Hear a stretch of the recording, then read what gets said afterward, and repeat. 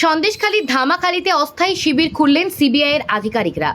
গত কয়েকদিন ধরে সন্দেশখালীর বিভিন্ন জায়গায় জমি সংক্রান্ত বিষয়সহ বিভিন্ন ঘটনার তদন্ত শুরু করেছে সিবিআইয়ের আধিকারিকেরা। কলকাতা হাইকোর্টের নির্দেশে তারা তদন্ত শুরু করেছে। তদন্তকে আরও ভালো করে ত্বরান্বিত করতেও এলাকার মানুষদের সুবিধার্থে সন্দেশখালীর ধামাখালীতে একটি রাষ্ট্র ওত্যাগ ব্যাংকে এই শিবির খুলে যিনি সিবিআইয়ের আধিকারিকরা।